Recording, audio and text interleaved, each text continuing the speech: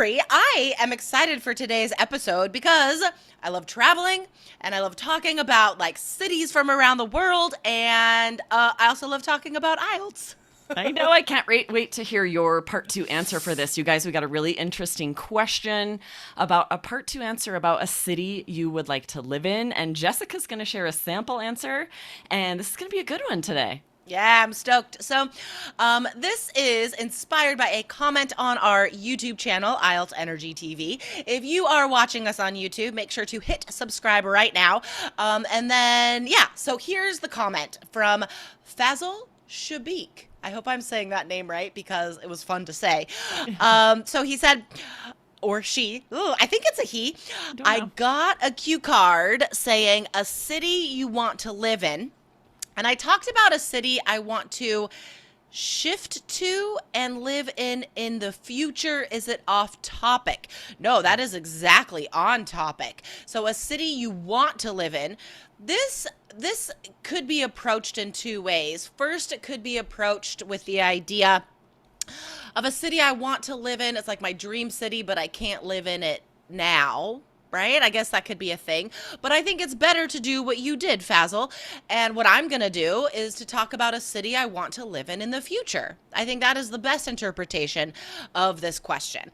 So I have made a couple notes and I have my idea for my answer. Yeah, you would have had a minute. We would have given you a minute if you were taking the IELTS exam, so that's fair. But first, before we get to the sample answer, guys, we want to remind you that a great way to prepare for this answer and for a number of IELTS questions is to subscribe to the All Ears English podcast. Aubrey, how can the All Ears English podcast help our students prepare for IELTS? Yes, we have so much great vocabulary on that podcast, right? Phrasal verbs, idioms, expressions that natives use to get you the vocab that you must have, that idiomatic language you have to have on IELTS. And we explain it really clearly on the All Ears English podcast. 4 new episodes every week, guys. So you definitely want to follow the All Ears English podcast as well as the one here, IELTS Energy, to make sure you're not missing any of that great vocab. And besides the vocabulary, guys, All Ears English is also about culture. Usually American culture, because we are Americans. So I think this is a great window into how you guys can talk about your own culture, what you can learn about our culture, and maybe a city in America that you want to live in. I think that's the most direct link to today's topic. Sure. But more broadly speaking, right? On IELTS, you guys are asked all the time to talk about your culture, your city, your society. And that can be hard if you're not used to doing it in English.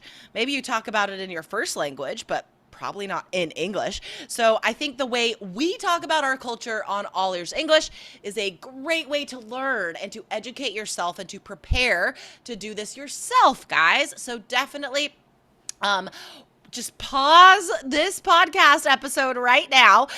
Type All Ears English into the search bar wherever you're listening. Look for the yellow, all right? All Ears English is all about the yellow, and hit follow or subscribe. All right. Let's get to this part 2 sample answer. Aubrey, are you ready with your timer? I am ready with my timer. Are you ready for your question? Yep. All right. Describe a city you want to live in. Okay, so this is fascinating because this is actually something I do think about a lot. I love traveling, but of course, since becoming a mature adult parent, I can't just flit off around the world like I used to in my 20s.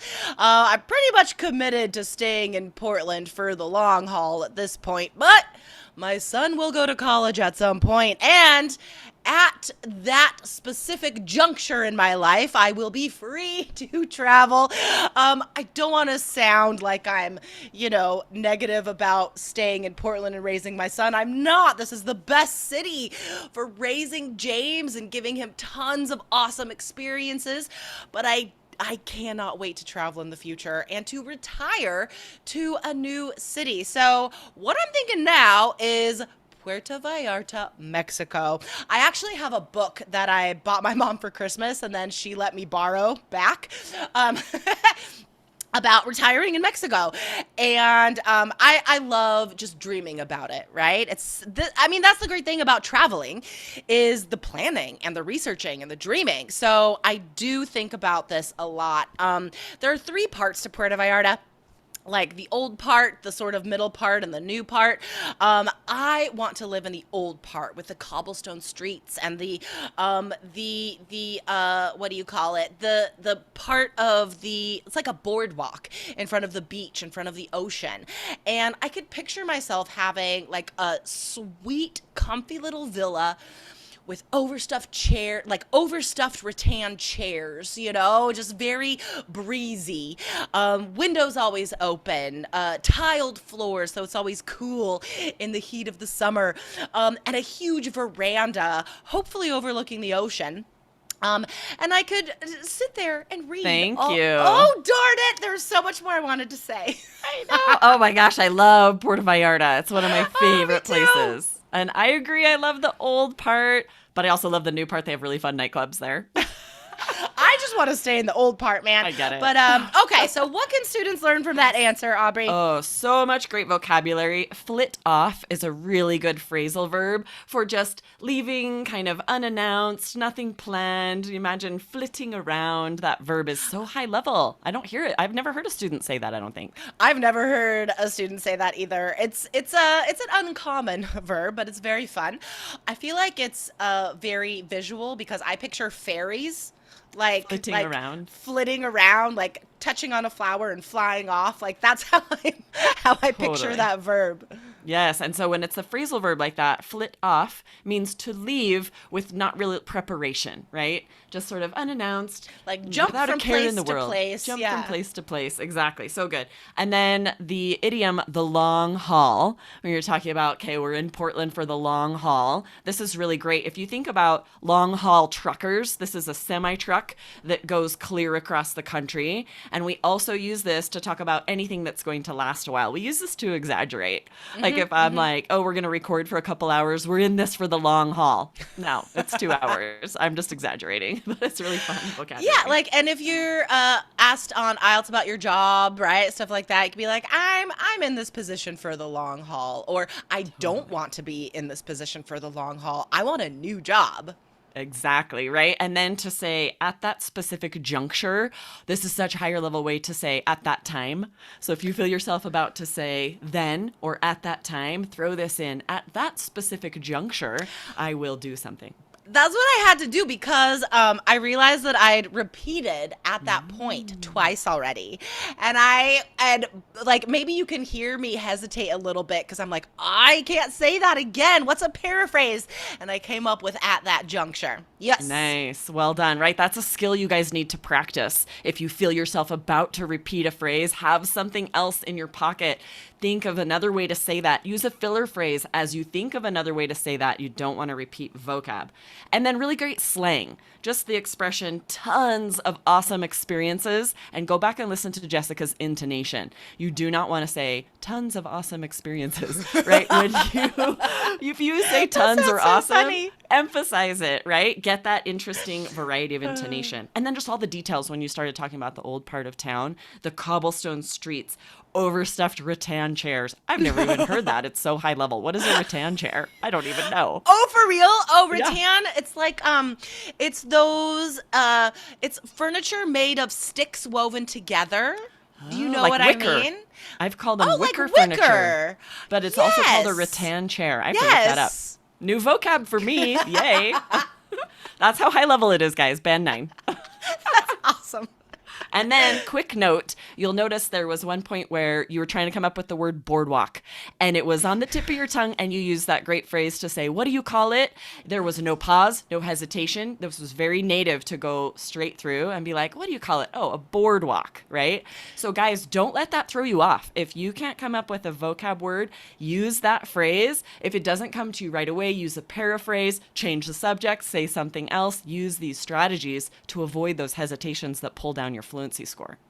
Totally. So I'm glad I did forget that word in the moment because it shows you guys that native speakers do forget words Totally. as well. Yeah. And you are graded on your ability to paraphrase. Like it specifically says that in the rubric, in the scoring rubric, your ability to paraphrase is part of your vocabulary score. So the strategy that I took there was to, while I was trying to reach for that word in my mind that I couldn't get to, I described what I was picturing as far as the image, right? The path along the beach. And then I used the phrase, what do you call it? And then I said boardwalk. So there was never a pause, never a silence, like Aubrey said. So that shows your ability to paraphrase and be fluent, right? To keep talking. Yes, exactly. Well done. Go back and listen to that again, guys, because so many things that you want to note. Her intonation, varied, emphasizing different words. You can hear her emotion, high level vocabulary, very fluent without those pauses, using strategies to keep that really, and of course, excellent, perfect grammar. But yeah, this is really, I mean, all of your answers are great, but this I feel like was especially useful for seeing those strategies in action. Yeah. Oh, I agree. You know what? We need to call this episode the most useful part two model answer Ooh, ever. I like that title. Okay. All right, guys, remember that we love and thank you for listening to IELTS Energy. Remember to hit subscribe right now, but we also don't want you to miss out on the All Ears English podcast, guys, because you can learn so much to prepare your ideas, your vocabulary, your overall English fluency, guys. Go over to All Ears English right now, type it in the search bar wherever you're listening to us, and look for the yellow. Hit follow right away, guys. All right, awesome. Aubrey, thanks so much. Today was fun. Yes, so fun. I'll see you next time. Bye. Bye.